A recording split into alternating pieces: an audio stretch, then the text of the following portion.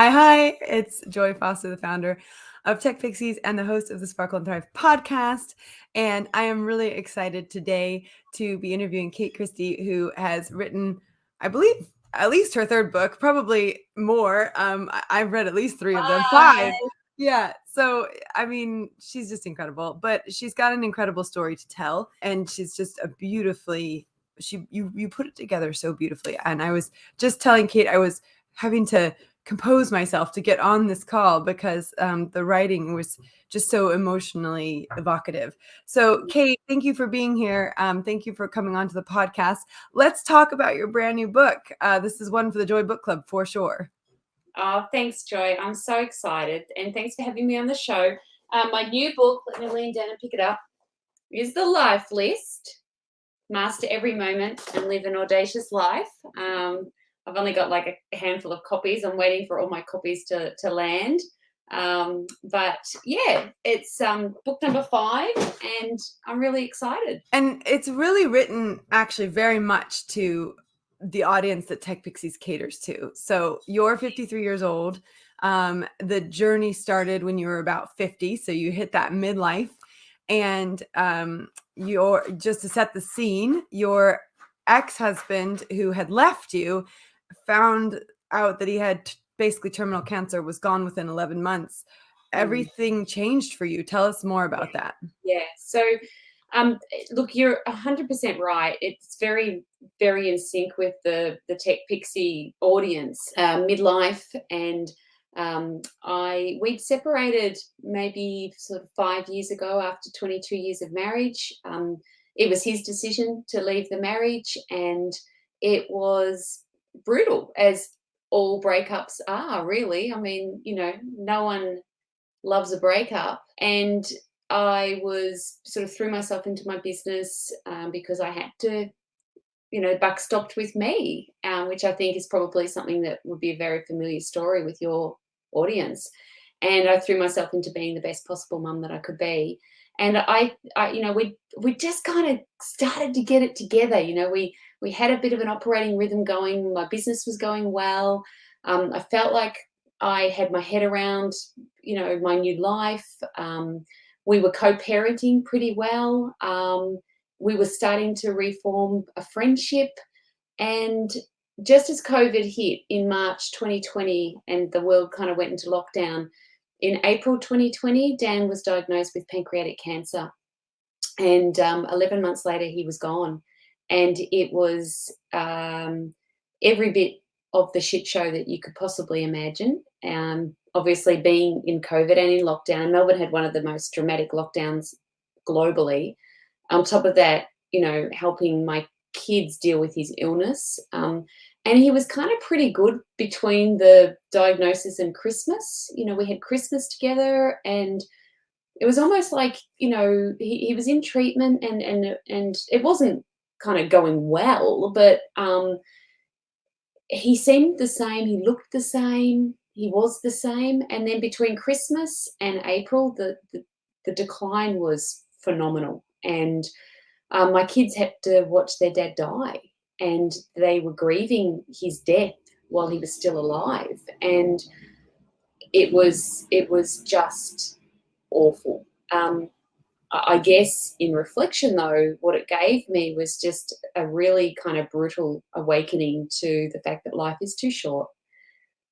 We have to live a magnificent, audacious, mindful, beautiful, joyful life right now, because later might be too late. And so it really changed the way I think about my life. I'm a time management expert, so I've always prioritized my time. But what I hadn't been doing was prioritizing what was genuinely most important to me and the experiences that I wanted to have. And it made me realize I'm not going to put off anything until later, because later might be too late. And so I'm living very, very differently now. Well, it's really interesting because when we met the first time, and then I feel so lucky I was included in one of your books, but it was really you were creating this life that you were in control of, in terms of you were on your own financially, you were raising the kids on your own, and it was really interesting because there you went through this phase of, I've got to take care of everyone. And because also what you said was, after in the book, you said that after he left, he sort of really disappeared. He wasn't there for appointments or for the kids, or so you had everything on your shoulders. And and I remember that's sort of when you built your really successful business. It's sort of when the business sort of took off, because you had to create the business and be there for everybody. So the last time we talked, none of this was on the horizon. No. The thing, the number one priority you had was, I'm divorced and I've now got to take care of myself and everybody else, because no one else was going to do it for you, which is a very similar story to a lot of people at Tech Pixies. I mean, the number of people that are coming out of divorce and having to rebuild their lives. I mean, I have to say, hats off to the single mom who gets left behind and has to rebuild everything. You totally did that. But then now we've come down a totally different journey that you weren't anticipating was going to happen in your life. And it led to ski slopes. So I sort of, I had to laugh about that, because I was like, wait, she's like in Australia. How did she end up in ski slopes in France? And what does that have to do with it? I was so, so tell us how you ended up on the ski slopes of France. Yeah, so I guess part of then goal setting, I had this resolution that I wanted to create a life list. And a life list is literally the exact opposite of a bucket list. A bucket list is, what do I want to do before I die? And I don't want to wait that long, so I want a life list, which is what I want to do while I'm still young enough to live it and love it and enjoy it. And so in creating frameworks, because I'm very framework oriented, and I like to make my books really practical for my readers so that they can go and implement this stuff.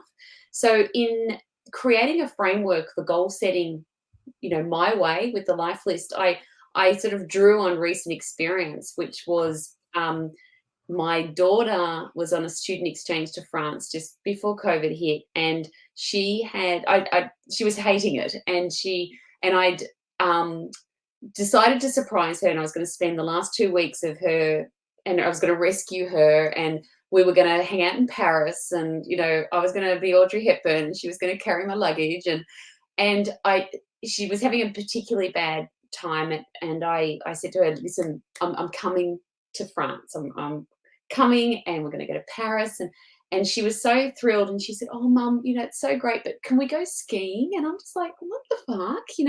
I've never skied in my life. I'm not a skier. I'm a beach girl. And the whole concept of skiing was just so audacious and so huge and so way, way outside of either my comfort zone or my interest zone.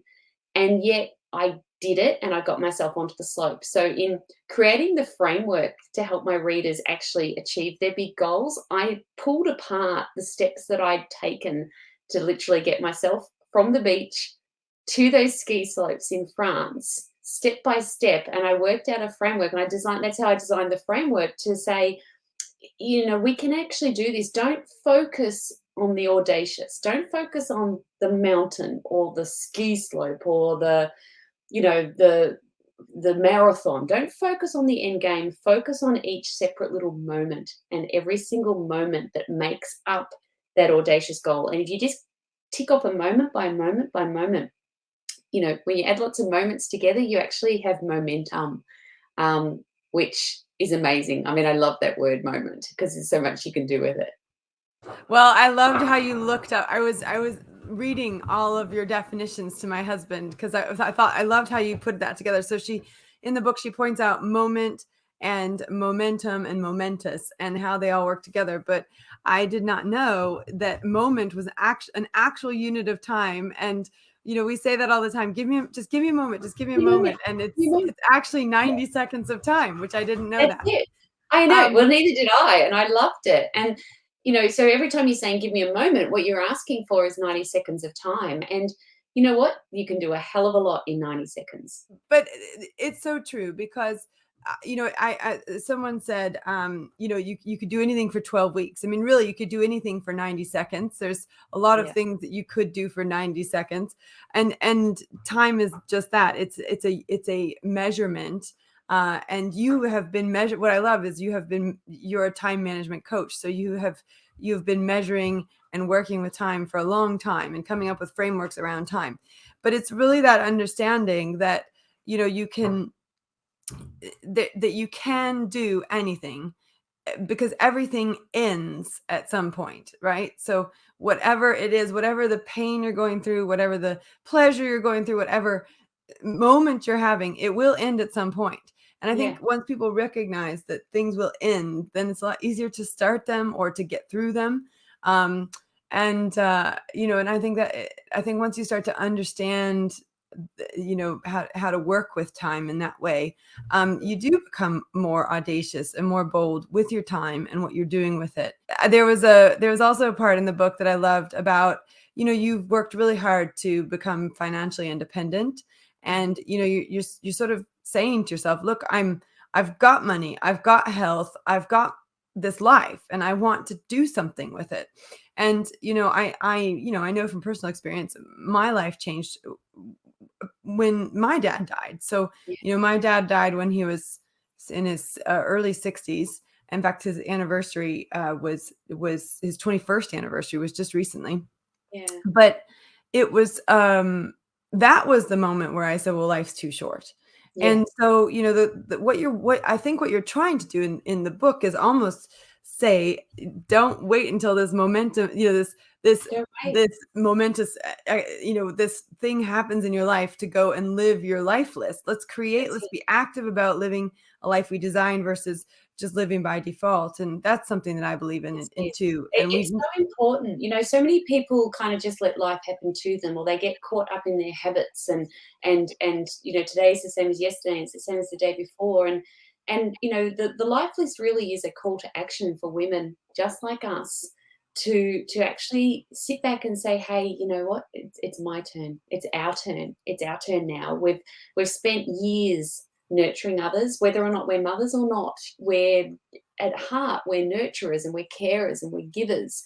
And at this age, oftentimes we're also caring for and looking after and looking out for parents. And at some point we have to sit back and say, hey, listen, it's our turn. And that doesn't have to be um, ridiculous, crazy acts of selfishness.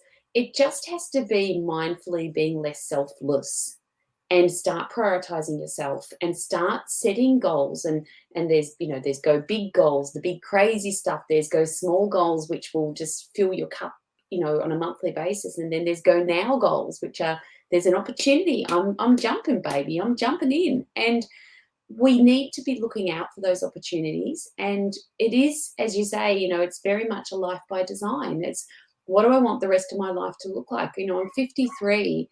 I've probably got 30 years, and I don't want those 30 years to be fucking amazing. So I'm starting now. I don't have a moment to lose. And your audience doesn't have a moment to lose. It's a call to action for women just like us. It's our turn.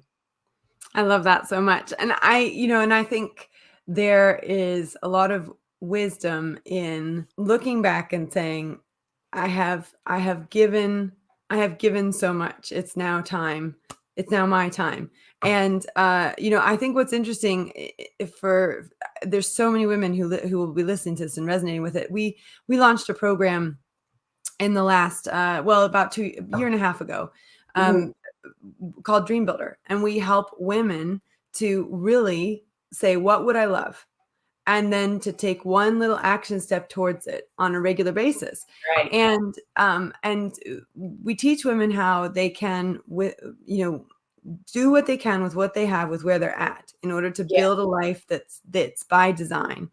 And I just, I think that we need courageous women who have gone and lived a life by design to share those stories with us. And that's why I was thinking, thank goodness that she has this incredible life story to tell, but she's got the words and the skills to get it onto paper, because we need to hear this story. We need to be inspired by this story so that we ourselves either go write that book that's in the back of our minds that we haven't yet written, or that we find that adventure that we haven't yet found. And I think what what you're doing is giving permission to women Yes. everywhere Yeah. to wake up and really not live a life that they did not put some thought into. And Exactly. Absolutely. And it's you don't get to our age without having a backstory. We've all got a backstory, and in the book I share my backstory, but every single woman who picks up this book will have experienced loss, she'll have experienced grief, she'll have experienced some level of trauma. No one's going to read this book with some sort of unblemished past of unicorn perfectiveness. That's not even a word, but everyone's got a backstory, and I wrote about, for the first time ever, my own story, and I've been writing and coaching for years. I've got 4 other books I write all the time, and I'm an opinion columnist for a number of publications, and I've never ever shared my story.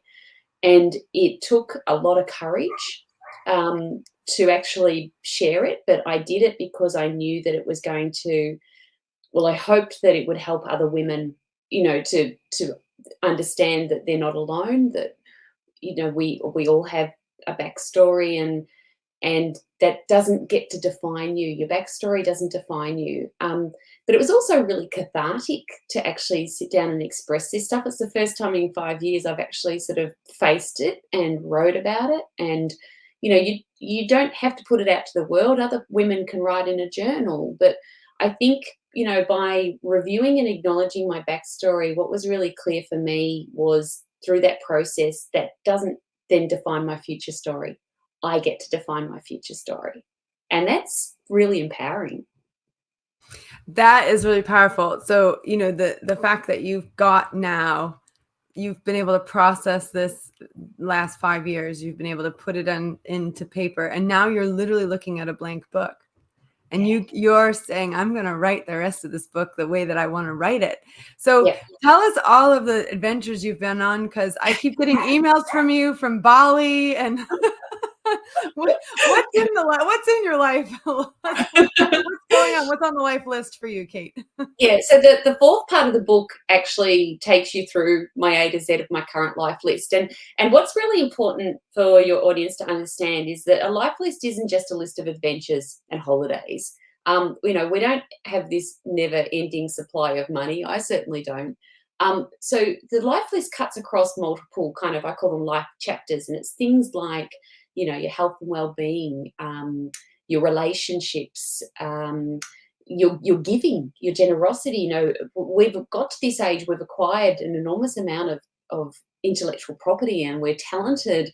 And so how are we going to give back? Where do we want to give back? So it sort of cuts across lots of different chapters, not just adventures.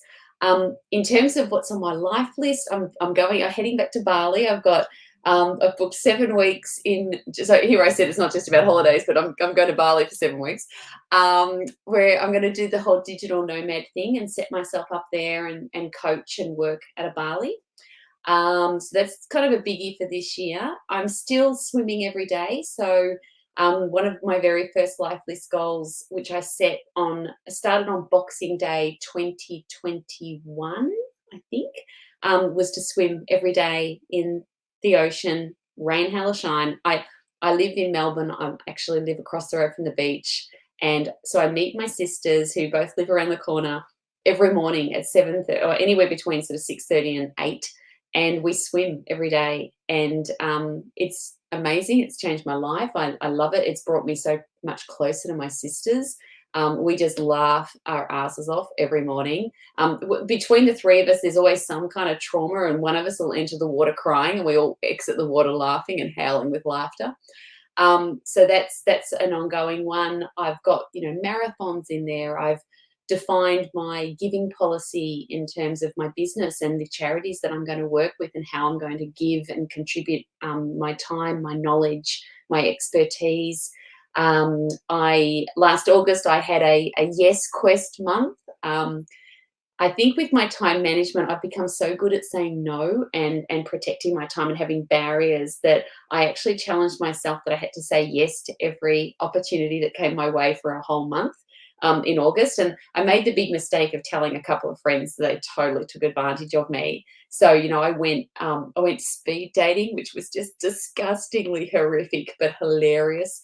I went and saw a clairvoyant. I went to sound healing. We went dancing. My nephews got onto it. I took them bowling. I went hiking off into a jungle, in the middle of a jungle with a river custodian who happened to say, "Do you want to come and look at a waterfall?" And I had to say yes. So there's lots in there, and but it's all joyful. It's all pushing me outside of my comfort zone. A lot of it's new. A lot of it's just not audacious and crazy, but it's important to me. Things like I'm going to tell my kids I love them every single day, even when they're shitting me. I'm going to vacuum less. I'm not going to sweat when I order takeaway 3 nights in a row because I'm too tired to cook. So there's lots of kind of normal stuff in there as well that um, just makes me feel good. Joy. It makes me feel good. Swearing. I love swearing. That's in there. I want to learn to surf. There's heaps in there. I know we're already going to have to put explicit on this podcast. Thanks for that. Well, that's all right. You're living your true self, being your true self. And that's the thing. Like, I talk a lot about in the social media superhero boot camp that we run several times a year.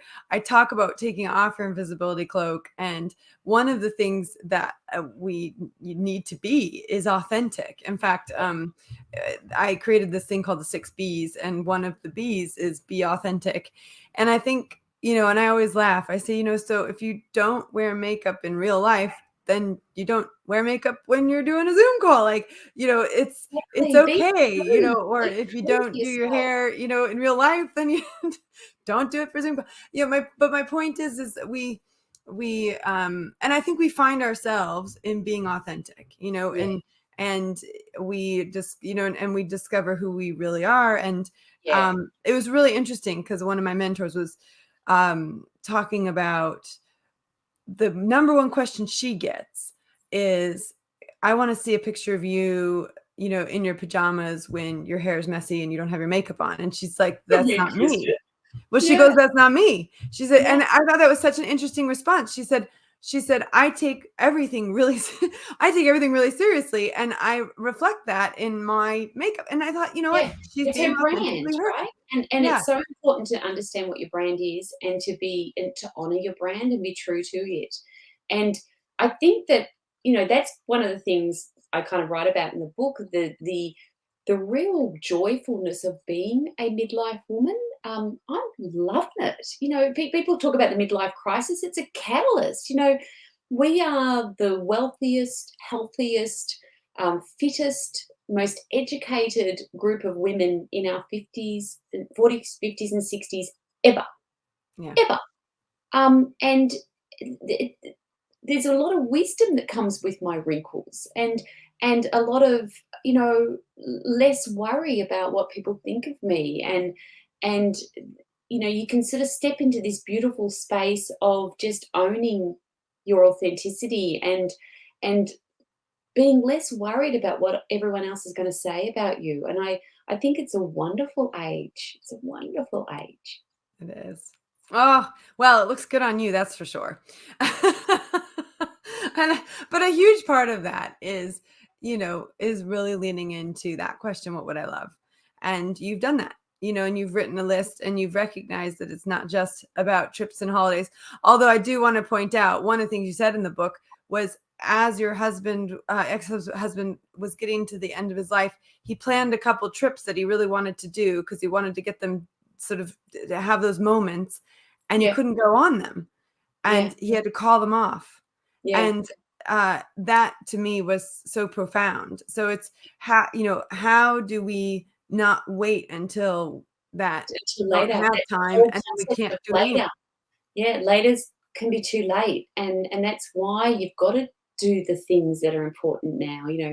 Hug your kids every day, tell them you love them every day, Do something beautiful for yourself every day. You know, if you want to go on the trip, go on the trip.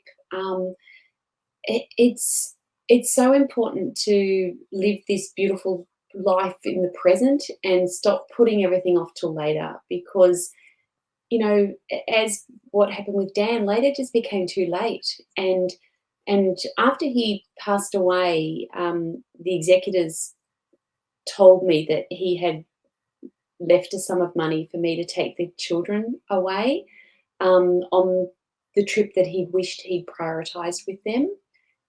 And you know, I find that hard to talk about that now without getting emotional. It's heartbreaking, you know. I got to have his trip. Don't leave it till later. On that note, that's what reading the book's like, by the way. But it's the catalyst for, don't leave it too late. Yeah. Do what you can with what you have, with what you've got. Move forward on this life by design now. Yeah. Don't let a minute pass you by, and or a moment. Don't let a moment pass you by. Yeah. Don't let a 90-second slot of time pass you by in which you could have made a decision or taken action to move forward with a beautiful life. Kate, thank you for coming on the podcast.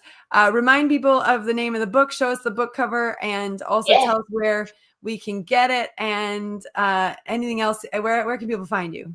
So the Life List: Master Every Moment and Live an Audacious Life. Your listeners will be able to get it on Amazon in the UK. You can find me on my new website, which is just katechristie.com.au. Please reach out to me, send me an email, send me your life list, tell me what you're up to. It doesn't have to be crazy, it just has to be you. And I love getting emails from women telling me what they're doing. I respond to every single one of them. Send me a picture of you holding the book and I'll send you lots of love back. From Bali. 100%. And what day does it come out?